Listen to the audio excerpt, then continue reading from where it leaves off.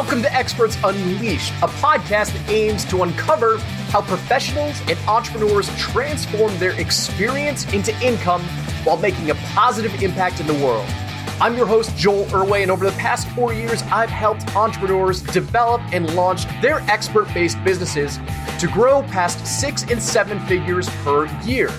Now, a professional expert serves their community through paid training, education, or service, and this podcast will show you how to design and execute your plan to become a 6 or 7 figure expert without a big team. So, let's get started. Hey, experts, Joel here, and welcome to another episode of Experts Unleashed. Guys, I am super excited for today's interview. I just hopped off the call with my man, Henry Kaminski. Now, Henry and I go back quite a few years. In fact, in my other business, the webinar agency, he's the guy who designed all of my branding and my logos for that when I launched that company. I wanted to have Henry on the show because Henry has an incredible story of just perseverance and how he's been able to leverage his expertise to work with major clients like Bon Jovi and even big internet marketing legends. Now, the reason why Henry's story is so incredible is because in the field of design and branding in which he plays in, he has had to make some major pivots throughout his life, mainly when the market dictates that he absolutely has to. And so the title of our podcast today is How to Evolve When Your Market Drastically Undercuts You. And Henry has just such an incredible story from when the market is dictating. It's really important for us to realize that, hey, listen, there are some things that are outside of our control, and we have to learn how to evolve and how to develop our passion and how to really spot opportunities when they come up. And so you're going to really love this episode. It's a little bit of a longer one, but Henry goes deep into his story, and he's just an incredible human being. So I enjoyed this episode. I loved it. I got a ton of value out of it, and I know that you will too. So without further ado, let's jump into today's episode.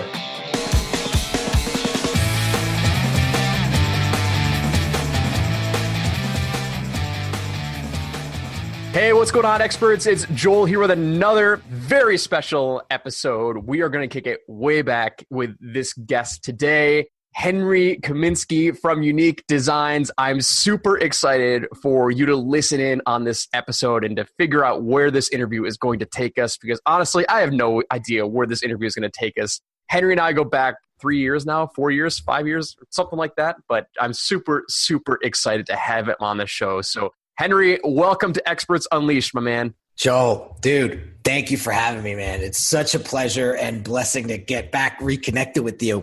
Yep. You reached out maybe like a week or two ago because you had been seeing what I was doing on my podcast, and then it's just like, duh, let's get him on the show. You'd be a perfect guest for this. So I know who you are, Henry, but for my listeners, who is Henry? What is Unique Designz? What is your special superpower? Sure. My name is Henry Kaminski, and I own a branding agency called Unique Designz. And it started off as a little one-man band graphic design business, which then 10 and a half years later has matured into a boutique branding agency. And we help entrepreneurs develop their brand's messaging, their brand's identity. We help them connect to their target audience. We really help them understand their culture, their community, their impact, their X factor, the differentiating point between them and their competition. And when we get all that done, we have the team to actually execute all of that. And that's sort of my expertise. That's sort of what my differentiating factor is after we do all the strategy with the client, we actually have the team to build it all out for them. So they don't have to go and figure all that out. We've spent countless hours with them prior with all the strategy. So now we can just build it all out for them and have a pretty seamless system on the back end. So that's what I've been doing for the past 10 and a half years. And it's just been a wild ride, and we'll get into that later. But I've been truly blessed to meet folks like you and to work with, clients like Russell Brunson and Bon Jovi and Fabio Viviani. Whoa, I didn't know you worked with Bon Jovi. Oh, God. I thought we talked about that in one of our inner circle meetings. Maybe it was one that I wasn't in with you, but yeah. So I definitely did not know that you worked with Bon Jovi. Yeah. So 2 of his world tours, it was the Runaway Tour And there was the other tour. Oh God, it's slipping my mind right now. It was the sword and the heart, and it was gold, and it had the wings on it. I forget what tour that was. Those are the 2 tours that I actually helped him do all of his marketing materials. So what he would hire me for is, and I worked with his brother primarily, but what they did was they hired me to do all of the marketing materials for all of his nonprofits and his fan clubs. This guy's like a serialpreneur, man. Like he's got so much stuff going on. He's got a wine business now. So the guy's on fire. He almost bought the Buffalo Bills. Yeah, he almost bought the Bills. So like the guy's on fire. So what we would do is we would design and print all of that collateral, and we would drop ship it to all the stadiums prior to him arriving. So I'll never forget it. He was opening up MetLife Stadium. He had got us tickets, and we were just all fired up. This is a really funny story. Then we'll get into the juicy stuff. So at the time, I didn't have a drop ship service or anything like that. So I think I had an Escalade at the time. I put like 50 boxes of flyers in this truck. We drive it down to MetLife Stadium. I pull in the back. Matt's there waiting for me. He gives me my tickets. I drop everything off. We go to the show that night. That was the time he opened up MetLife Stadium. MetLife Stadium was brand new, right? So we go, we watch the show. I was with my wife and my mother-in-law, and it was just about the end of the show, and I see Big Vinny Rizzo coming up. So Vinny Rizzo is like, he's John's brother's best friend, business partner, like do a lot of things, right? So AKA bodyguard at some times. Vinny's this big Italian guy, but he's the biggest teddy bear in the world, right? So I see Vinny walking up the steps, right? I see him looking, right? So I was like, oh, Vin. And he looks at me and he's like, oh, yeah. So he walks over and he's like, you, and you. Let's go.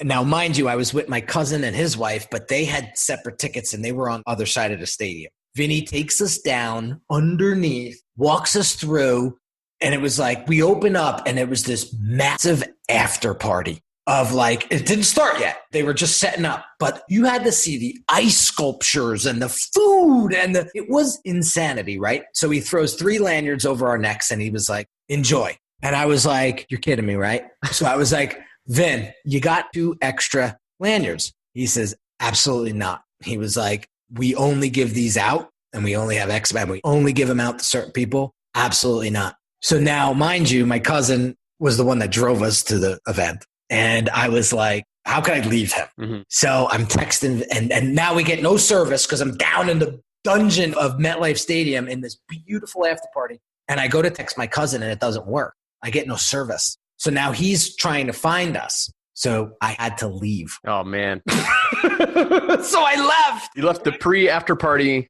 No, it was the warm-up to the after party. Yes, I had to leave. And I texted Vinny and I texted Matt. And I was like, thank you so much for thinking of me and including me in this. But my cousin, I can't leave him behind. Yeah.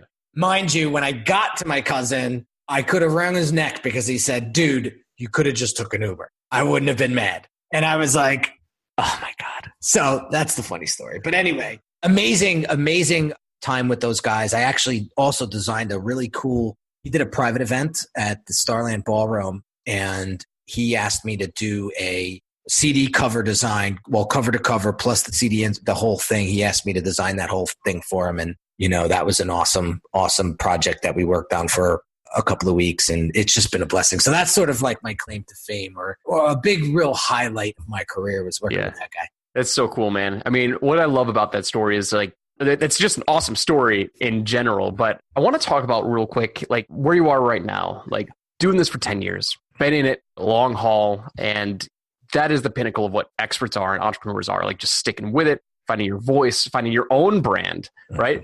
How do you brand a branding agency or a branding company? You know, it's so funny you say that because like I look at the world of psychology, right? And all the psychiatrists go to psychiatrists.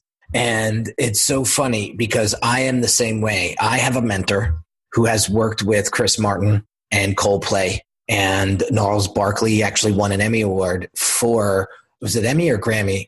I forget. But he was the one that produced the video. Some of you guys may remember this song. I remember when I used to. Yeah. Yep. So he produced the video of that song. And so when the song got accolades, he got accolades. So I hired him as my coach and consultant, and he has helped me brand my branding agency and really helped me take things to a tremendous level. Now, here's a guy that does logos for 10 grand. Yep. he does branding identities. Just to sit down and have a strategy session with him, it's $30,000.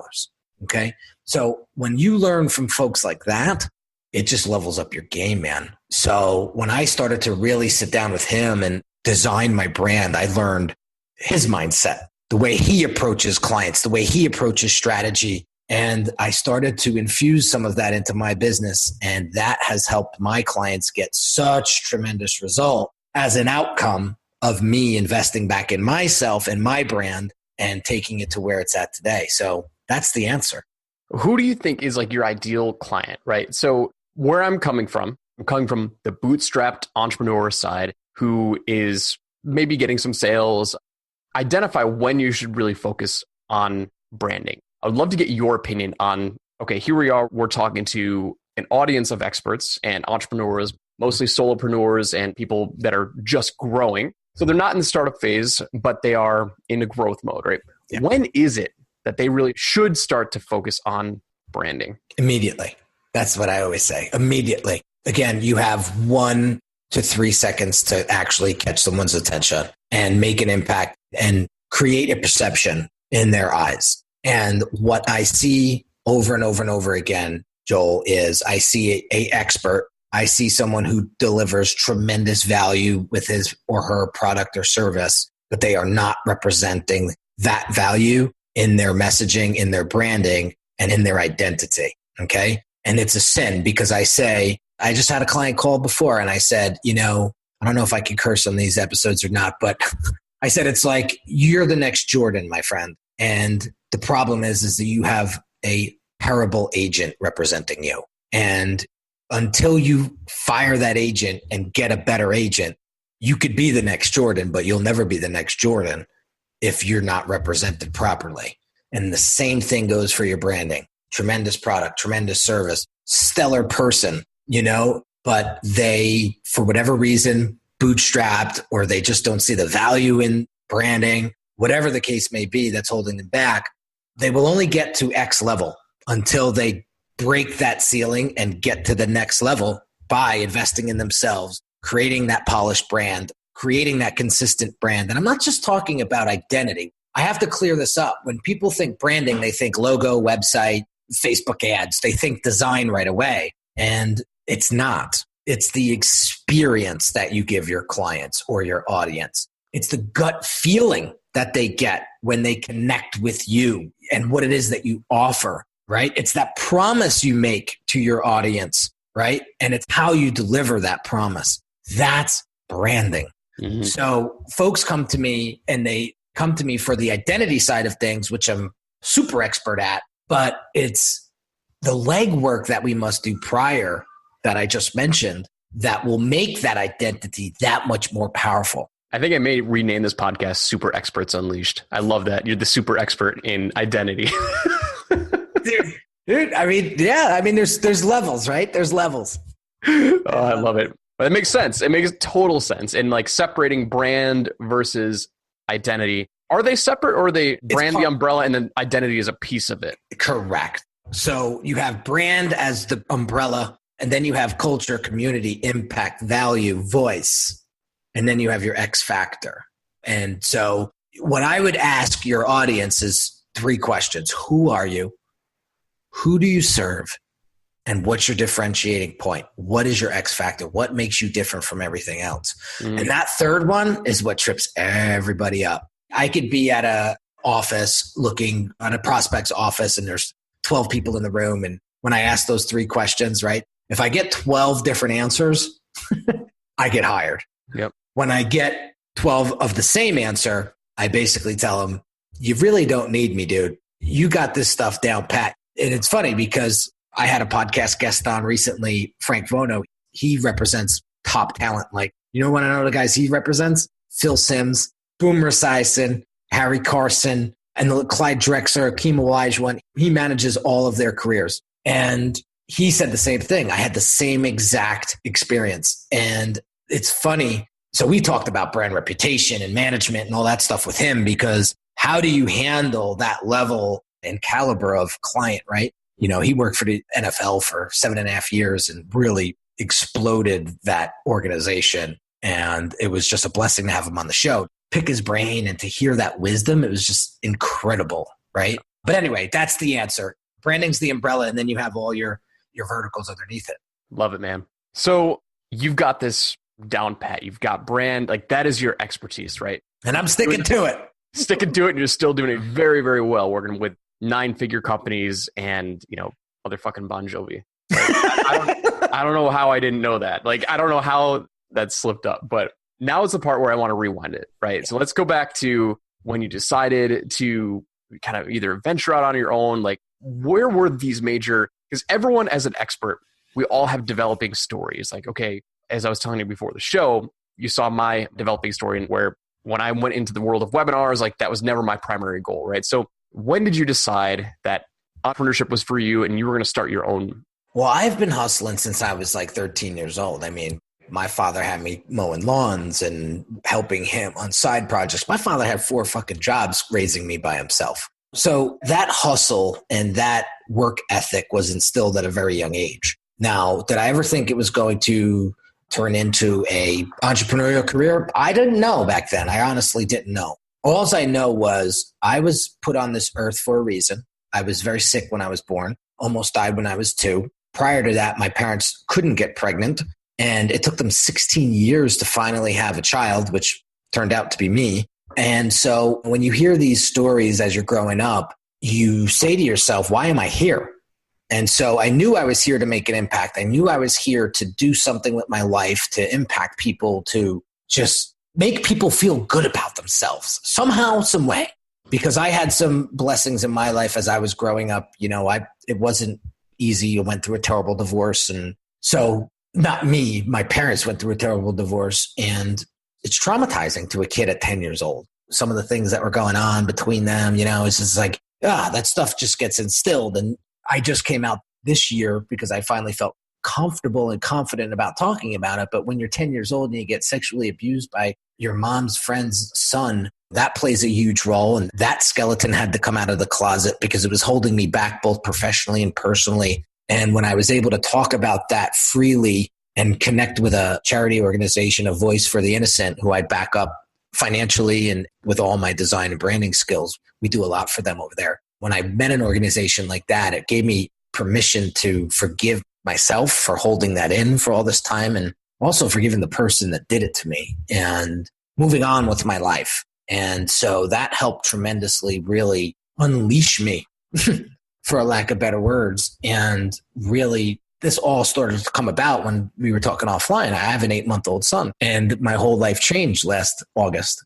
And I said, what kind of legacy am I going to leave behind for him? How am I going to set him up for success? Now I'm under the microscope. There's a whole different purpose, right, behind what it is, what you're doing. So this is a long-winded answer, but the long and short of it is, got out of college, got into corporate. I was working for a big hospital. Didn't really like what I was doing over there. I was cleaning coffee pots, but I always thought to myself, there's something bigger coming up. This is temporary. So I hustled my ass off in that organization. I was there 8 years, got into fundraising, got into the Sudden Infant Death Syndrome Center of New Jersey, which was a great organization to work for. It was part of the hospital, but I was able to create fundraising events for families that had a baby die of SIDS in the state of New Jersey. And then I would be able to take that money and create events for them to all come to 3-4 times a year. And so the one day I was looking for my next big event to host, and I cold turkey emailed Z100, the biggest radio station in the country. And I connected with Danielle Monero from the morning show. And I said, here's what I'm doing. Here's what I work for. Would you be a sponsor? And Danielle wrote me right back and was like, tell me what you want me to do. And I was floored. So that was an experience in itself. She brought me to the station and we got to meet everybody. And she did this whole big marketing thing for us. She came to the event. Was there a reason why you chose Z100? Like, aside from them being the biggest, like, was there any other connection? It's funny what happens, right? So Danielle had just had her first child. She just had her first child. The baby was small. I forget, just a couple months old. And I think it was just coincidence that I reached out to her and she connected with the organization because she was a new mom. And that was it. So, I mean, it was just literally luck of the draw. And so did that event, created all this marketing material So my buddy was a graphic designer at the time. He created all this beautiful design work for me. And I was like, I need to learn that. I didn't even know what design was, Joe. I was like, that's something that I need to learn. And so the event went off, great success. I convinced my boss to pay for the Photoshop program. So I started doing all the in-house design for all the events. And I started to build up a book of business outside of work. Inside the interdepartmental, I had departments, finance, they would be doing these little tricky trays and stuff. And they'd be like, Henry, can you create the invite for me, right? And so I would do all of this stuff. And eventually the hospital went into, this was now 2008, right? The hospital goes down, all this crazy stuff I won't get into, but they started letting people go like crazy. And then the economy didn't help them either, right? So they start laying people off left and right. And they came to me and they said, we're not going to let you lay you off, but if you stay here, we're going to take your job and we're going to make it an administrative assistant position. So you'll be somebody's secretary. So I had built this up now for about 2 years and I was still scared shitless to go full time. But I said, this is my leap. This is the entrepreneurial leap that I must take and never look back. And I did. And that year, that first year, after working 20-hour days, just not seeing the light of day, and I woke up to $248,000 of revenue. I went to see my accountant and he was like, dude, this is what you did this year. And I was like, you're joking. So that gave me a ton of confidence. So I just ran and it wasn't sweet as pie after that. 2013, 14, Fiverr came out. The design industry changed. I was getting older. My bread and butter clients were all in the nightlife industry. And after you get married, you're not clubbing it up like you used to anymore. So the connection, well, maybe some people are. So the connection started to dwindle and that became a rat race. People were doing design work for $5 a pop. It was a joke. So Hurricane Sandy comes through our neighborhood and destroys the state of New Jersey and wipes out two of my biggest companies, two of my biggest clients. They were two big liquor companies. And I was doing work for Grey Goose and Absolute, oh my God, Belvedere and Corona. So I was doing all this work through these distributors. And when they got wiped out, they came back. And when they restructured, they were like, we bringing it in-house. Sorry, pal. Goodbye. And that was like $500,000 worth of revenue between the two of them. So this brings me to how we sort of met. So now the bank account starts dwindling. The lifestyle doesn't change because I'm scared shitless to tell my wife. I don't want to look like a failure in front of my parents or my father and my friends and family. So I continue to spend like a monkey and now there's no money in the bank. And I'll never forget the day we were at a barbecue at my in-laws and everybody was having a great time. And I was a miserable piece of shit because I was like, I can't be happy today and I can't be happy forever because I just ran this business into the ground. And it was all my fault. It was all my fault. And so I came home, I told my wife, we were watching Real Housewives of Beverly Hills. It was so crazy, Joel. The episode was this husband who went bankrupt and had to tell his wife at lunch that he went bankrupt. And I just turned the TV off right at that moment. And I said, we got to talk. And sat her down and told her, and she jumps off the bed, runs into the office, grabs the laptop. She comes back and I'm like, are we looking for divorce attorneys or what are we doing here? And she says, let's get to work. And so she helped me for a couple of weeks, really put together some offers and promos. Now, she comes from a marketing background too. So it's a big, happy marketing and branding family over here. But she helped me really just get out there more and get back on my feet. And so I bumped into Russell Brunson through digitalmarketer.com. And so I saw ClickFunnels and I was like, oh, I could do some damage. With my design skill set, I could do some damage with this software. So I went in and I started playing with the software. I started to get to know Russell a little bit better through his podcast. And he started talking about this Inner Circle program all the time. Your name came up a half a dozen times. And I was like, who are these cats? And so I started to do some prying around. And I said, I'm going to join this Inner Circle program. Absolutely. This sounds like right up my alley. Yeah. I get on the phone and there's $25,000 to get involved in. And I'm like, I don't have a pot to piss in. How's this going to work? So I get on the phone, and at the time there was like this Ignite program, which was a little cheaper. It's still 10 grand. And I had no money. I had some cash laying around, but that wasn't going to get me anywhere. And I had to live off of it. Right? So I said, I got to do this.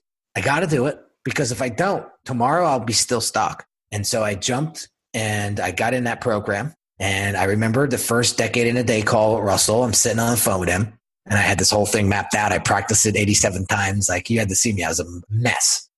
And at the end of that call, him and I were both hysterical crying, and he kids about it to this day. And that day he hired me on the spot. I think he paid me like $5 or $6 grand to help him with his book launch, with all design work for his book launch. And like within a day, I made that 10K back, like half of that 10K back. So within 6 weeks, I made the other 10K back, the other 4. And I was like a new person.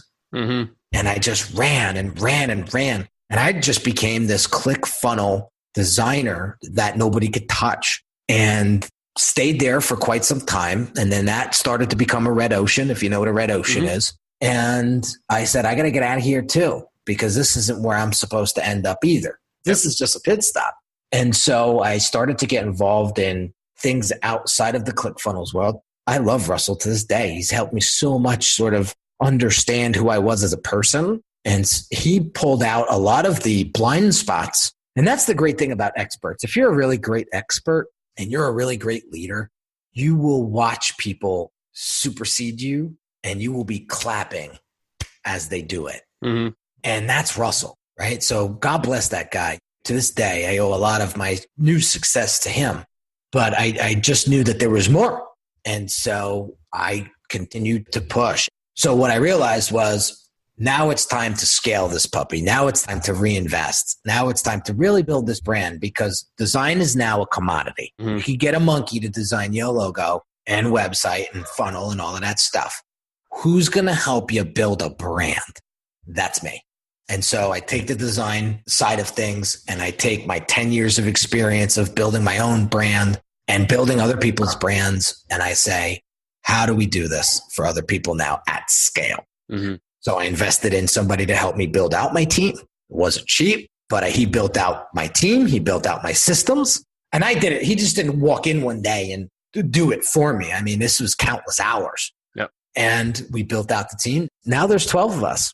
It was 16. I had to dial it back, right? But now there's 12 of us at Unique Designz, all virtual. And I have clients from New York City to Australia. Yep. And it's just been an amazing, amazing ride. A lot of ups and downs, man. A lot of ups and downs. Before my processes and systems were in place, it was a big headache. I mean, you were one of my first Designs on Demand program members, if you recall. Mm-hmm. And at the time, I didn't have a process like I do now. I mean, you were emailing me projects, right? Hey, get this done for me, right? And it was a big disaster. I rolled that program out 3 years ago or so, and I got 40 people in it, and I didn't know what to do with them.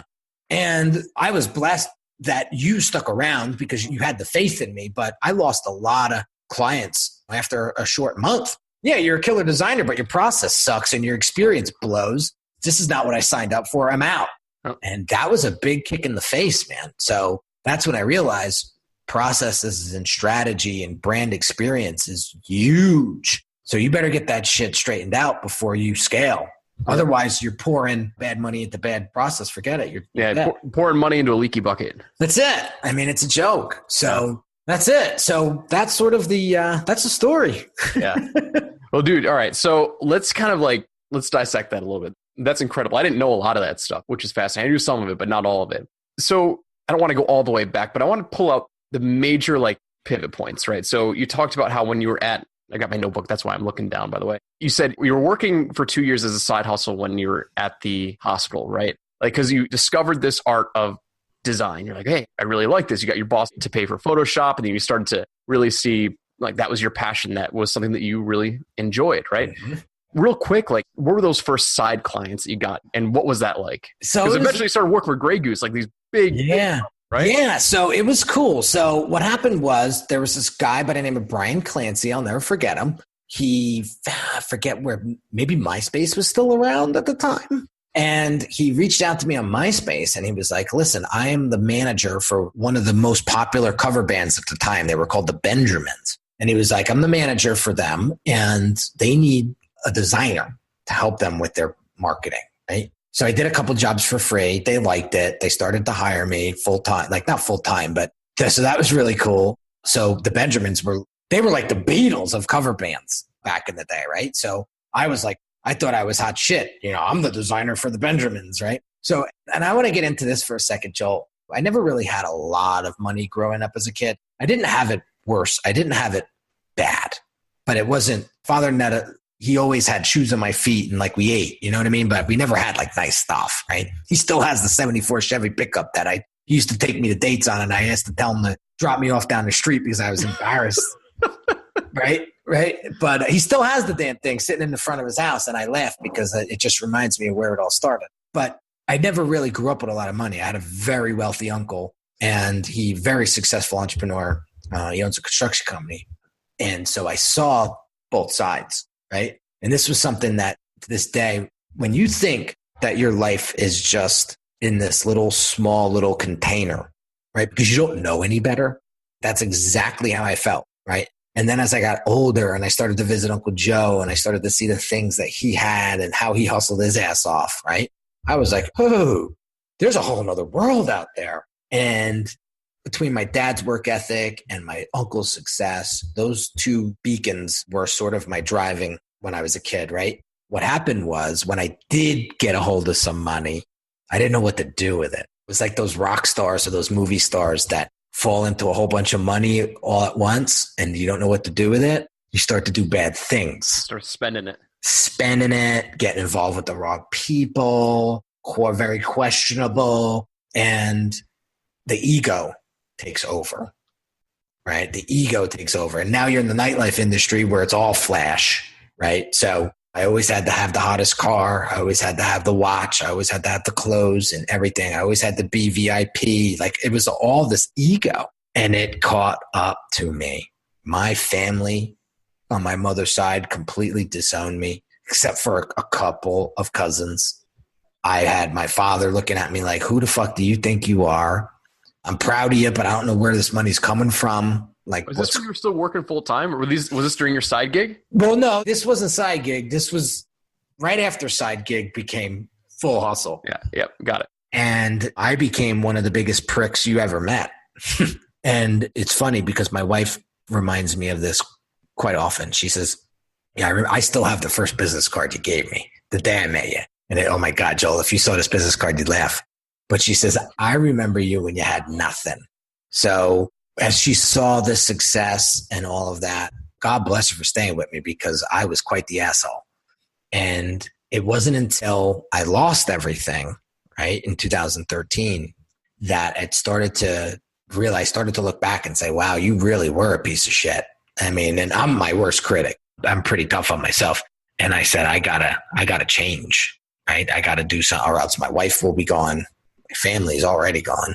I gotta do something here. So got my shit together and got the mindset right. I left the ego. I got rid of the ego. But I was still holding on to this materialistic stuff, you know? And it wasn't until I had my son, for all you folks out there that have children, for the first time, everything changed. So I still was always into the stuff. And you probably hear me in past episodes or recent episodes talk about stuff, right? And something happened recently that made me think your priorities need to shift here, my friend. It's not about you anymore. It's about your son. I could tear up just talking about it, but I had a conversation with my father about it recently. My father's like my rock, man. He's my world. And he said, dude, you get this baby looking at you in the eyes every day. What are you going to do one day? Tell him that you got no money? You can't buy him a pair of shoes or you can't put him in through college? He said, I worked 4 fucking jobs. I said, I didn't do that to you. And dude, that just hit me. And so that conversation, dude, hit me like a ton of bricks. That the next weekend, I fucking sold 2 of my watches. I put one of my cars on Swap-A-Lease. I was like, get this fucking shit out of here. Like, get rid of this weight, this nonsense. Was this recently? Yeah, it's pretty recent. Yeah. And I said, it doesn't fucking matter. Nobody gives a shit that you have that watch. Nobody gives a shit that you have that car. And if you get rid of it, guess what? Nobody gives a shit. And I said to myself, now, what if I take all that money and reinvest it into the machine that can 50x what you have right now and help hundreds, if not thousands of people in the future, which will sustain a beautiful future for your son. What if you do that? And so I did. And I have to share with your audience, I thought it was going to sting like hell. Like walking back to the jeweler with the 2 Rolexes, like, oh God, this fucking sucks. Like tail between my legs. Not even the case. I walked in there with those 2 boxes. I said, what do you got for me? What's the best deal you could give me? Because I was like, I'm taking that fucking money and that's going right back into the business tomorrow. And so he gave me a great deal. I love my jeweler. So he gave me a great deal because he's like, I know you'll be back. And I said, I'll be back, but not anytime soon because I got a business to build.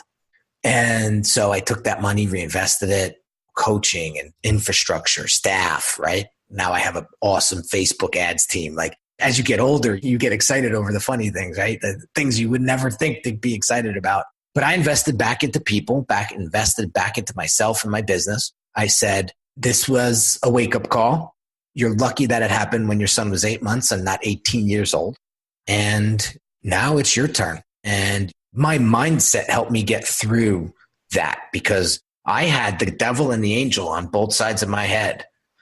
And the angel was like, do it, do it, do it. The devil was like, you only live once. Just keep everything. Don't bother. Like, you'll make it back. Just work harder. Yeah, just work harder. Yeah. But it's not about working harder because now you know how valuable your time is when you have an 8-month-old that's just dying to see you, right? I said, no, I want to work smarter. I want more time with my family. I want more time to do things that I truly love to do that will allow me to impact thousands of people between now and I die. So that's where I'm putting my money. And it didn't sting one bit. It was like, I felt literally like, did you ever wear those weight suits like when you scuba dive? It was like taking all your gear off after a scuba event and walking around for the first time. It was like, holy shit. Wow, this is how it feels to be nimble and agile and lean and mean. Yeah, it is. I wish I could get this. It's not even a quote. It's just a saying that like more is, this is so corny, more is less. Less is more. Like the less that you have, it's like there's more freedom. Like we did something similar recently in our business where we shed a lot of monthly expenses and it was just like, it sucked. Like we took a big hit in the business for like a month or two. And that was really, really hard. But after that passed and like we still had money in the bank account, our monthly expenses were like 1/10 of what they used to be. I was just like, oh, like that is so much better. You can't explain it, man. You can't explain it. So recently, I don't know if you ever heard of this app called Mint, M-I-N-T. Oh yeah. Yeah. Yeah. So I didn't know what Mint was. So I have a bookkeeper. They're supposed to be taking care of my books so I can focus on everything else. Right. But when we hooked up Mint and I saw what I was spending my money on, I was like, what are you, an asshole? Like some of the stuff was just so stupid. Yeah. So when you shed all that out, when you remove all of that, now you got room to breathe and you're like, wow, look at what you could do now. So now my focus is this. It's if this vendor or if this, whatever I'm spending my money on, if this investment will not help this business grow, out. How will this investment help this business grow? And if you can't answer that question, no, the answer is no, right? And you got to show proof and you got to like, I've been able to budget a hell of a lot better when you actually see what you're spending your money on, right? Mm-hmm. And you're like, holy shit. So, I've never been good with budget, right? So that's why we hired somebody to get good at budget. And now I get my ass kicked if I go out and try to spend my money on something stupid. I got somebody that says, no, asshole, you don't need that. It's dumb.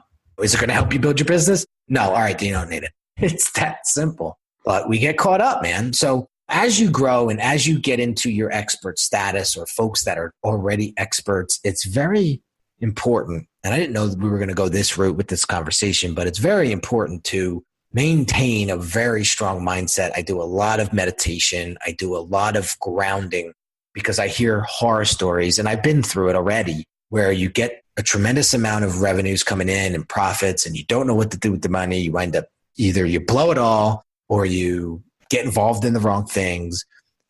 Money's not going to make you happy. Mm-hmm. It's not. It's going to get you to your problems faster, maybe more in style, but it's not going to make you happy. You got to dig deep and ask yourself, what makes me tick? What makes me happy? Deep down, 7, 8, 12 layers deep down. And if that's creating great experiences with your family or significant other, brother, sister, whatever, right? Then do it because of that. Don't do it for a stupid car. I can see my wife rolling her eyes at me right now because this was not the Henry just a couple of weeks ago, you know?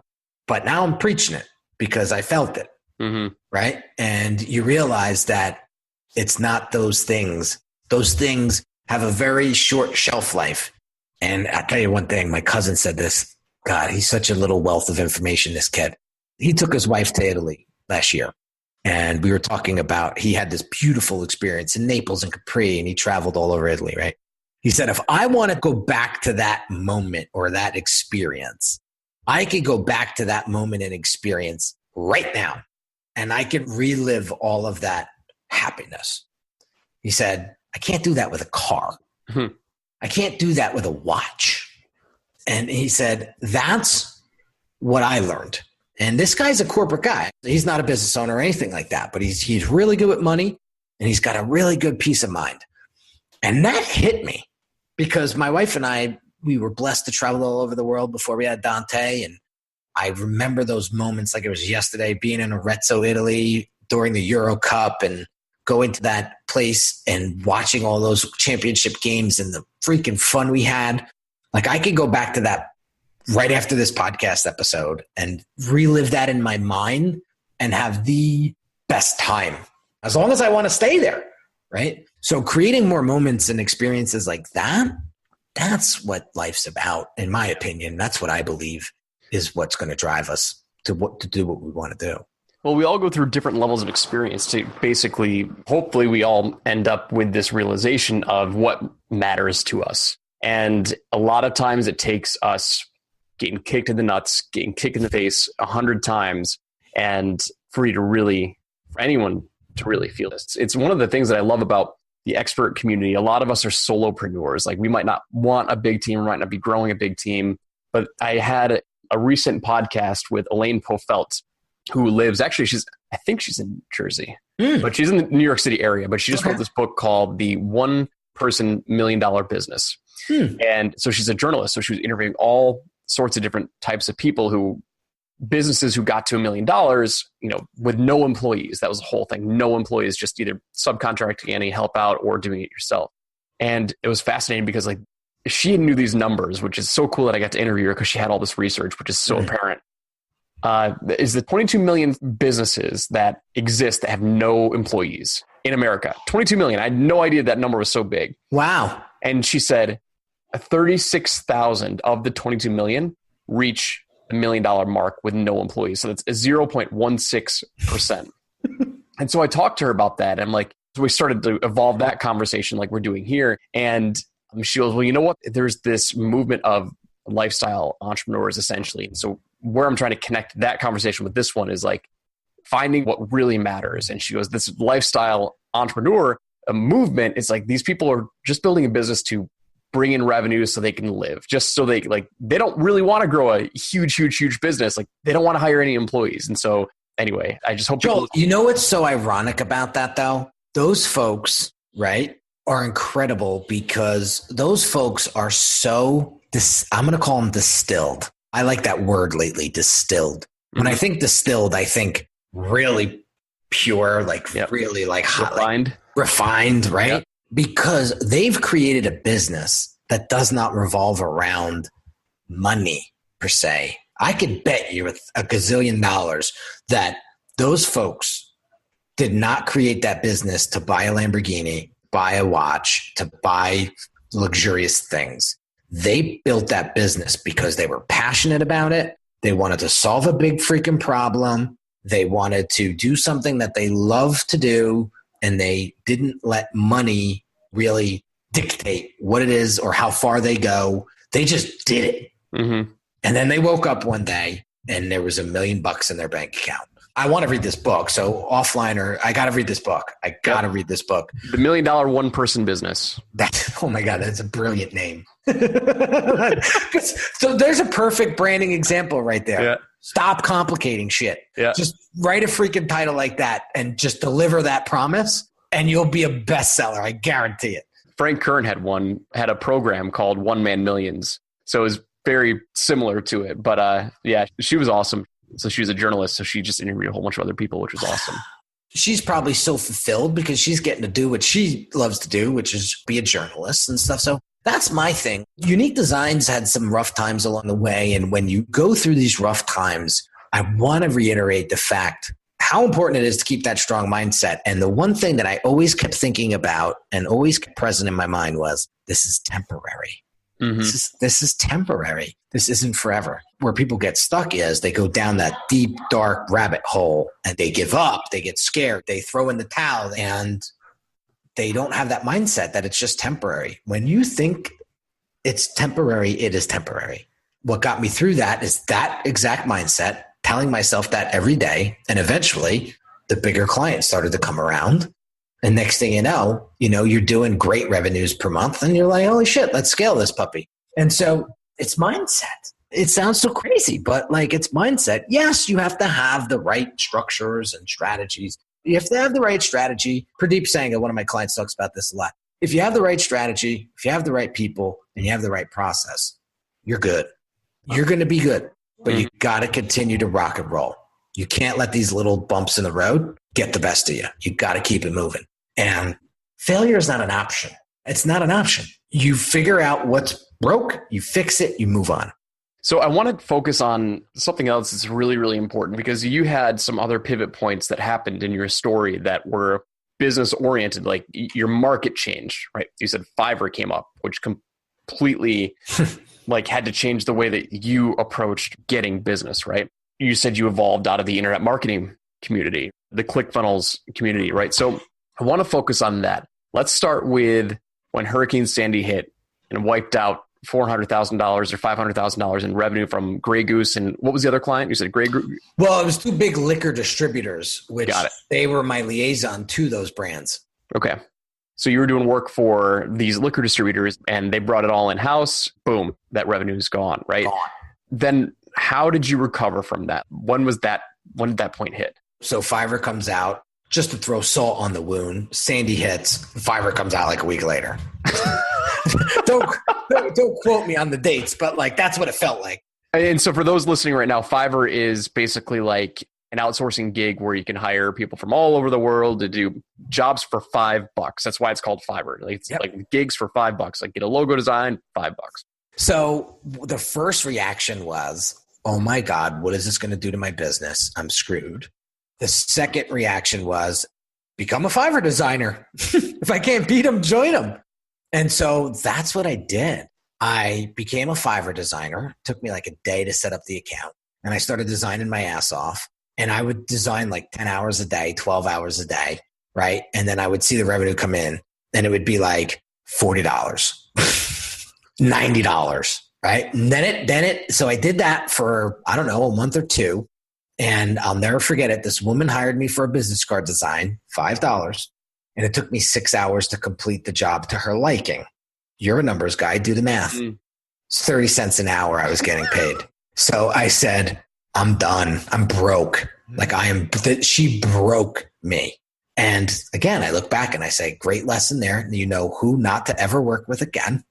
And you know the types of clients. Like, so now I know I can smell that type of client out from miles away, right? So now I ask very pertinent questions. And if I get the answers that I don't want to hear, I don't even take them on as clients. So again, I always look at the positive. Yes, it hurt and it stung and oh my God, she beat the hell out of me, but never going to happen again. Mm-hmm. So I joined them. And then I was like, I can't do this for the rest of my life. This isn't sustainable.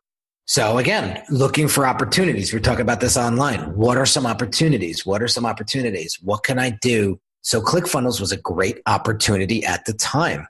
There's a need. There's still a need. I still get people at least once a day that reach out to me on one of the platforms that say, help me build this funnel. And I go, no, I can't, because You're trying to sell a widget that makes no sense. Like you're trying to build this mansion on stilts and sand when you have no strategy, you have no idea what you want to do. You just found ClickFunnels and you think it's the best thing since sliced bread and you want to sell something. You have no intentions of building brand here.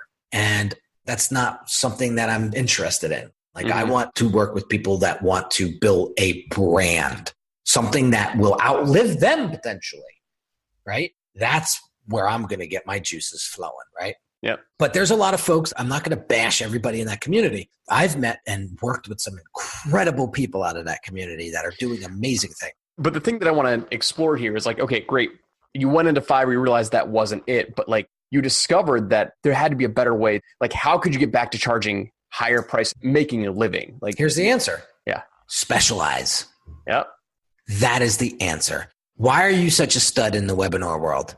Because that's all you fucking do, Joel. When people ask me webinar, I say Joel or way. They're simultaneous, right? That's it. And so I specialized in branding. I specialized in identity design if you really want to go refine, right? And that's what I do. So the question that my mentor asked me was, what makes you the most money? And what are you passionate about? What makes you happy? What makes you the most money and what makes you like happy, physically happy? And I said, working with people. I said, I love design. Like my hands will always be a designer's hands. However, I get the most out of people. Like when I do my strategy calls, very similar to the way we're having this conversation right now. When I see their eyes light up with the aha moments that I give them, when they are like, whoa, there's a process to this. There's a blueprint that he's making for me that's custom tailored to me. It's like building a custom home, right? You would never build that home without a blueprint or an architect, would you? You're in the engineering space, so you get that, right? Those are like, that's your gospel right there. So why do you think it's okay to go out and try to build a funnel or a website or a business without the proper architecture or blueprint? Yep. And that's the big problem. So architects and engineers, they get paid a shit ton of money to build that stuff out. And so that's why I was able to specialize in that and put the horse blinders on. When somebody asks me for a logo design out of left field, it depends.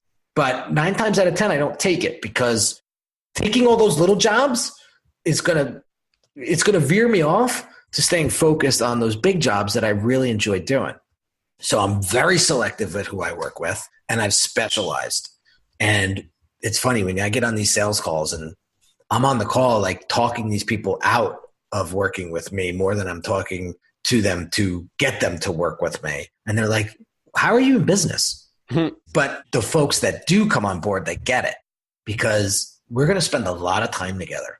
And if I don't like you and you don't like me, it's good, right? That ain't going to work and it's going to suck. So 1, I really want to know who you are as a person. But 2, does the business have a chance in hell to succeed? And by the questions that I ask, I'll know exactly by that person's mindset. And so I dig a lot deeper. So when you fill out a $100 intro consult call with me and you get to the questionnaire section, I don't ask you questions like what fucking colors you like.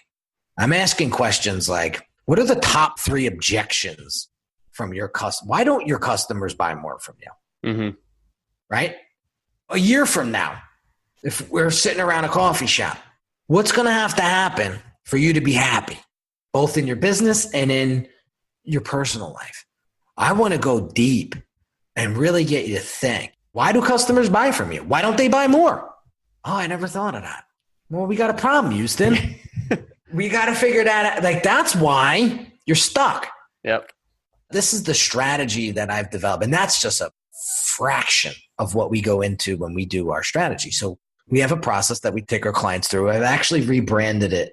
I'm actually going to call it the Unique Truth because that every client that I take on is extremely unique, but we have one core value in common, that they are not allowed to work with me and I'm not allowed to work with them if they don't tell the truth to their audience and to themselves and to me. And they love it because when we get deep into the strategy, they're like, holy shit, I wish I had this 5-6 years ago. God knows where my business would be. I say the same thing.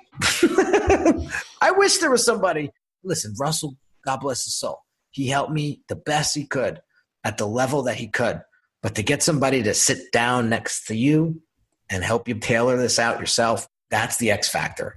They got to be able to extract your message that gets down to your deep why, your deep purpose, so you can explain it to your customers. It's the expert's curse. I say it all the time. It's like you're way too close to your own stuff that you need somebody else to come in and say, this is what you sound like. Like this is when I look at your stuff. And yep. Right. And to get that out, that outside perspective is worth millions of dollars. And that's why any great expert will have some sort of coach or mentor by their side their whole entire career. Yep. And you don't need to get fancy with it.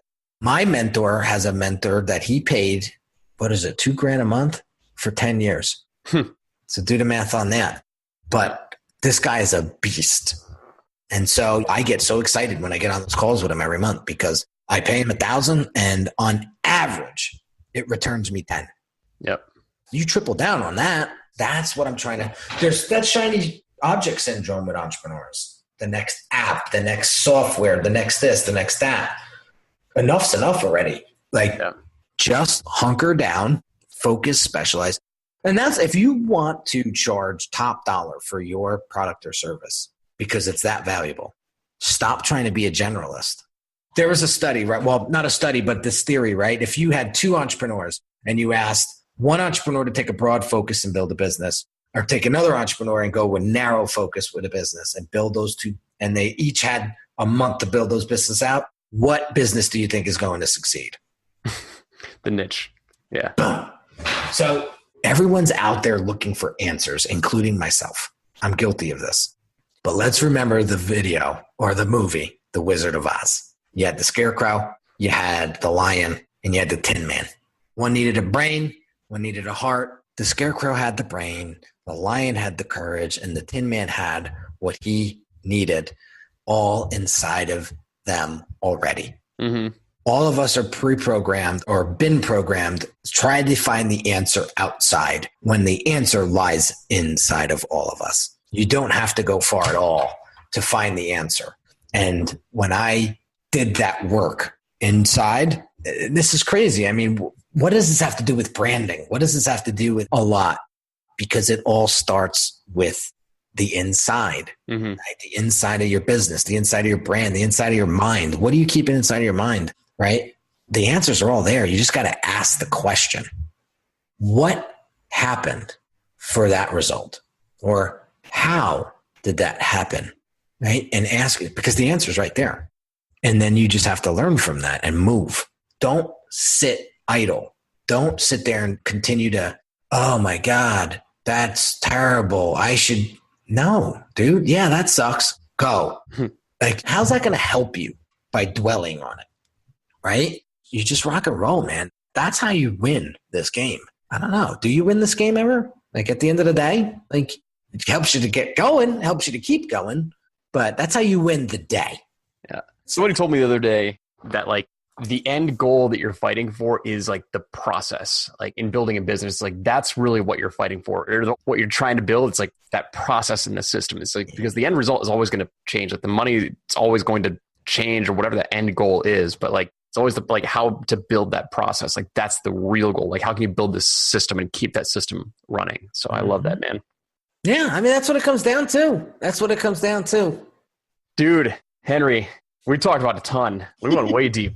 Yeah, lots of different things. We did, man. We did. Yeah. But I mean, like, it's so amazing to hear your journey, just discovering your design ability and like, and knowing that that's your expertise and starting your side hustle, like when you were working at the hospital and then getting those side gigs and working for your liquor distributor and Grey Goose and Bon Jovi and all these other things that you did and seeing the pivots with all these opportunities that came up that could have crippled you, like Fiverr. How did you pivot from that? Well, you saw this new opportunity of building funnels, like figuring out something that was going to be valuable, of taking those design skills and selling that as something as a valuable package. And you've evolved from that industry into big branding now and designing legacy packages for very, very influential people. So incredible story, getting down to your deep why.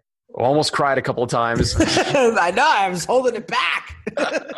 But it was awesome, man. So where can people connect with you? Talk about your show, talk about your... Yeah, it's so simple. So I have everything hubbed out of my website, which is Unique Designz with a Z.net. You'll find my YouTube channel there, my Instagram channel there, my podcast, my blog, everything hubs out of my website. And so if you want to check out the Brand Doctor podcast on iTunes, you could go over there and check that out as well, because I do have it set up on iTunes, but you'll see episodes on my site as well. But yeah, Unique Designz with a Z at the end, not an S.net. You'll find me there, and there's a tremendous amount of value just sitting there waiting for you if you're looking to take your business and brand to the next level. Yeah. I love it, dude. This was an amazing conversation. And for those listening right now, I want you to go connect with Henry and follow what he's doing, follow his podcast, and go connect with him and let him know that you heard him on Experts Unleashed. Henry, dude, I appreciate you. This was an amazing episode, an amazing conversation. It's always good to wrap up with you and connect. And, dude. Yeah. Thank you so much for the opportunity, man. It was a pleasure. All right, cool. Well, for you listening right now, go connect with Henry, and we'll see you on the next episode. Take care.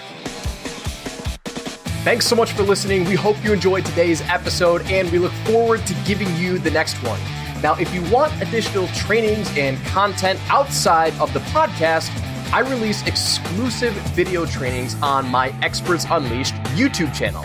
And if you'd like to come hang out with thousands of other fellow experts, join our Facebook group community where we do hangouts and webinars to help support you in your journey. Finally, if you'd like my personal help to develop, launch, or scale your business, contact me directly for private consulting opportunities to see if any spots are available. And you can find all of the information above at expertsunleashed.com.